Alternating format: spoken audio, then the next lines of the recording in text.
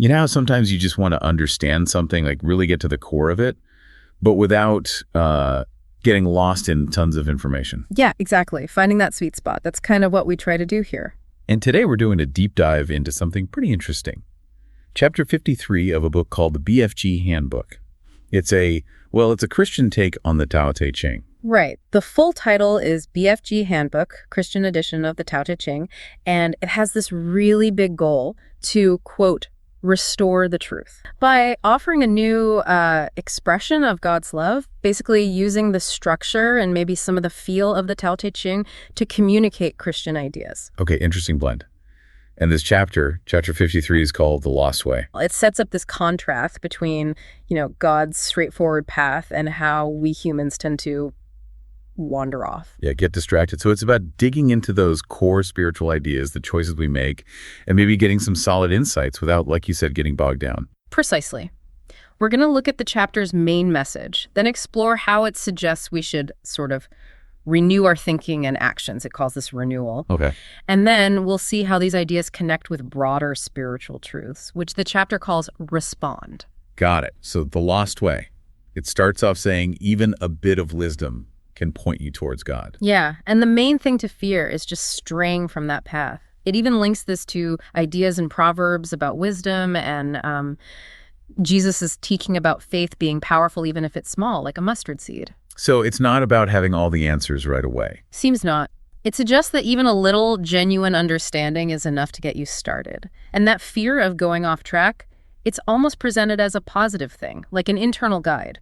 Like a built-in compass trying to keep you pointed right. Exactly. Maybe that uncomfortable feeling we get when we know we're off course is actually valuable data. Okay, but then there's this contrast. It says God's way is straight and easy, kind of like Jesus saying his yoke is easy. But we humans tend to swerve to the right and left. Proverbs warns about that too. Why do we do that? Why complicate something supposedly simple? Well, that's the million-dollar question, isn't it? Maybe it's restlessness. Or maybe we just don't trust simplicity. We think profound things must be complicated. Or maybe the side paths just look more shiny objects. Could be. The world offers endless distractions. The next new thing, keeping up appearances. Totally. It's constant. And the chapter uses this imagery. Splendid courts, but then weedy fields and empty granaries. Yeah, stark stuff. It links that social decay to injustice, ignoring people's basic needs. It even echoes Jesus critiquing people who looked pious outside but were corrupt inside. So how does our tendency to swerve connect to that kind of societal mess? Well, maybe the splendid courts are those shiny distractions we chase: status, appearances. Right. And while we're focused on that, the basics get neglected, the fields go weedy, the food storage is empty. It's like societal priorities get completely skewed because we've collectively wandered off that simple, direct path. So the social problems are symptoms of straying from the path. Then it gets really specific about excess. Oh, yeah. Beautiful clothes, sharp swords, maybe implying aggression or power, overindulgence, hoarding wealth. It calls this the behavior of vipers and hypocrites. Strong words, echoing Jesus again. Why is that kind of excess seen as so opposite to the way of God?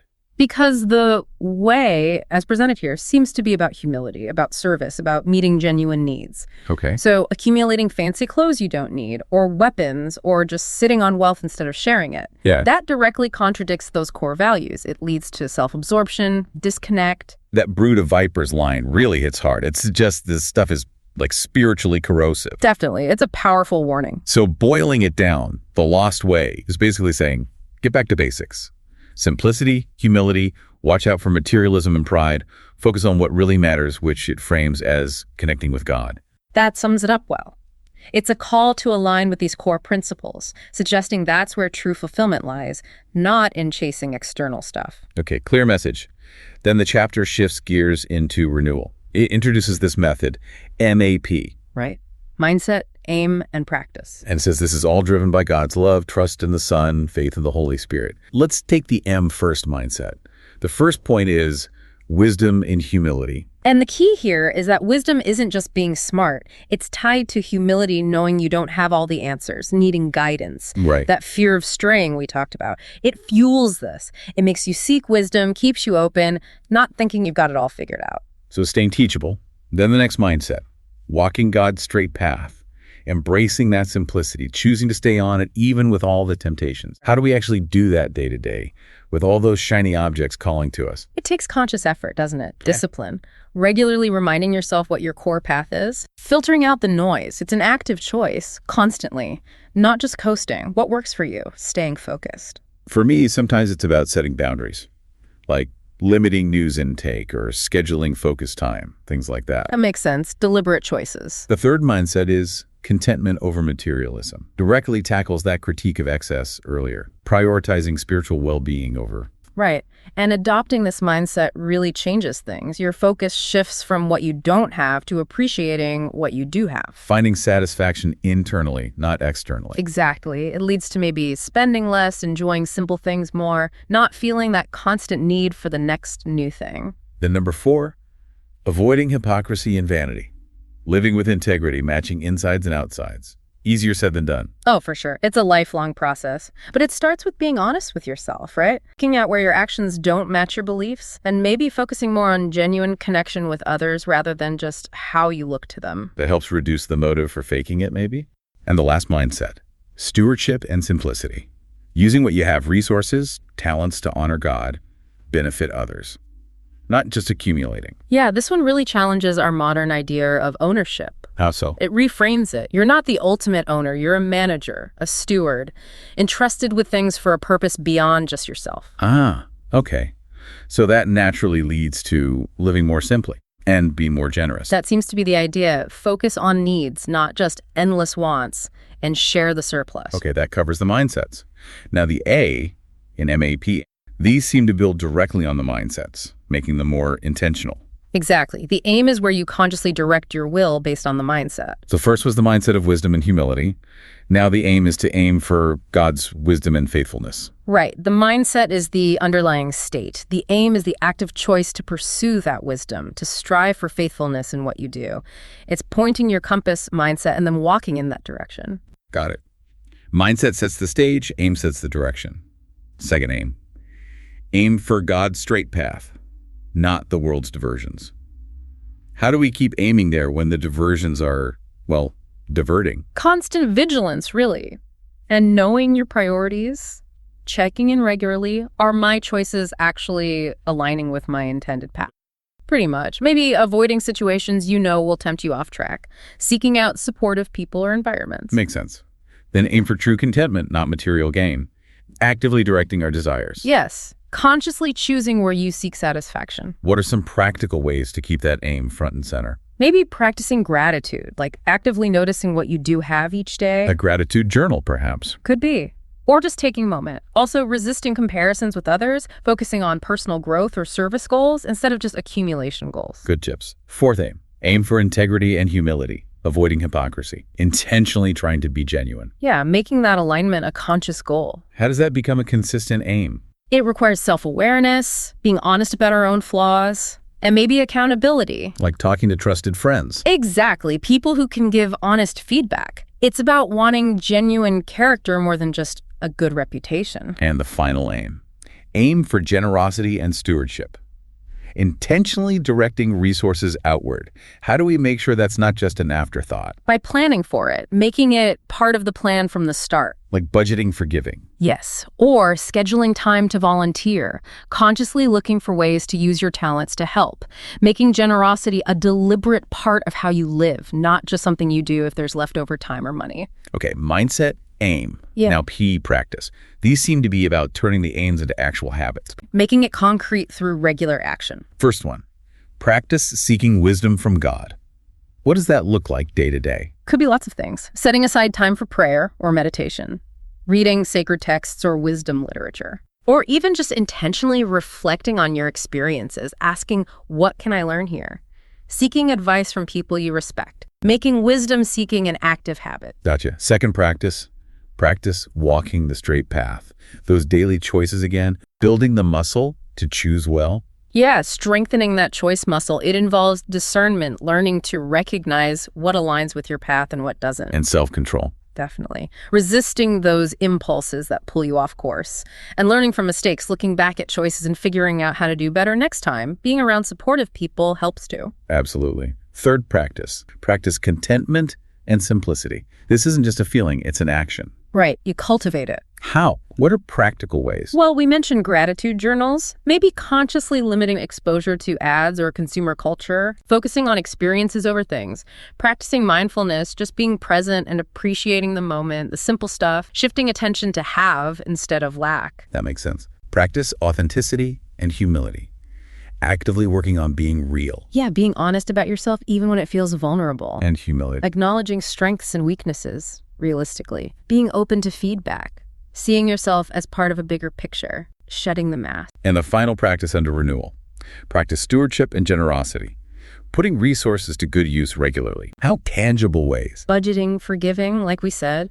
Volunteering time consistently. Offering your skills. Being mindful of consumption, reducing waste, sharing what you can, integrating it fully into your life. So this MAP framework mindset aim practice seems like a really thorough way to approach this whole idea of renewal, of aligning inner life and outer actions with that way of God. It provides a clear structure, moving from internal state to intention to action. Right. Now the last section, respond. This is about how this renewal connects us to broader truths. Yeah, the idea is that as you go through this renewal process, you become more attuned to these fundamental principles that actually show up in many different spiritual traditions. Ah, okay. So it fosters understanding across different beliefs. That's the suggestion. It enables more meaningful dialogue. Okay, first point under respond is about the wisdom of the path and the fear of straying. It mentions parallels in Christianity, Buddhism, Islam, Hinduism, all valuing wisdom and staying on a righteous path. Yes, and the core insight there seems to be this universal human sense that there is a right way to live, a wise path, and that going off it has consequences. It's like a common respect for moral direction. Seems like it. Not paralyzing fear, but a healthy awareness.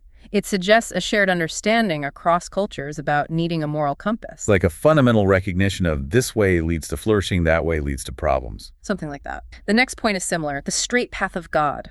Again, parallels are drawn, the Buddhist middle path, the Islamic sirat. What's a common thread? They all point to a defined way. Exactly. A clear, intentional way of living that's believed to lead towards spiritual growth or fulfillment.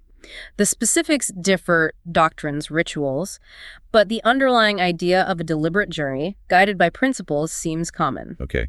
Then contentment and the rejection of excess. We see this in Buddhist non-attachment, Islamic moderation, Hindu teachings. Why is this so widespread? It probably points to a deep, shared human insight.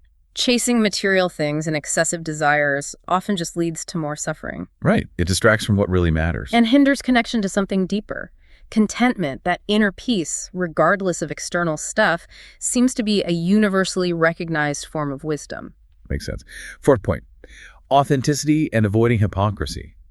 Echoes in Buddhism, Islam, Hinduism again, all emphasizing inner purity over just outward show. Yeah, this really highlights that genuine spiritual life is seen as an inside job across the board. It's not just about going through the motions. No. There has to be inner sincerity, integrity. The fact that hypocrisy is condemned so widely suggests how crucial authenticity is considered for any real spiritual progress. Okay. And the last one, stewardship and generosity. Parallels in Buddhist compassion, metta, Islamic zakat or sadaqah, Hindu selfless action, karma yoga. What's the unifying theme here? It's recognizing we're all connected, right? And that we have a responsibility to use what we have, time, talents, money, for the good of others. Beyond just ourselves. Yes. Compassion, generosity, responsibility, these seem vital across traditions. Selfless action is key to growth, apparently. So looking through this chapter's lens, these core ideas, wisdom, humility, contentment, authenticity, stewardship, they really do seem to pop up everywhere, just expressed differently. Exactly. It reveals these remarkable common threads about what constitutes a good, meaningful life, regardless of the specific religious label. And recognizing that, as you said, could foster more understanding, maybe more respect between different paths, seeing the shared human striving underneath. Precisely. It allows us to connect on the level of shared values and aspirations. Well, this has been a fascinating deep dive into just one chapter, Chapter 53, The Lost Way. The big takeaway for me is that constant callback to simplicity, intentionality. Yeah, wisdom, humility, contentment, being real, being generous. These keep coming up as markers of that straight path. And it's not just abstract stuff.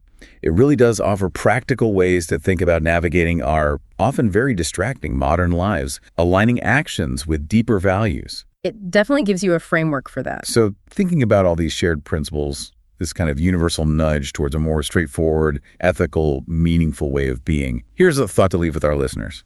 What's maybe one small, deliberate step you could take today, just today, to walk a little more intentionally on your own path, whatever that path looks like for you? Yeah, just one small step. Definitely something to mull over. Thanks for joining us on this deep dive.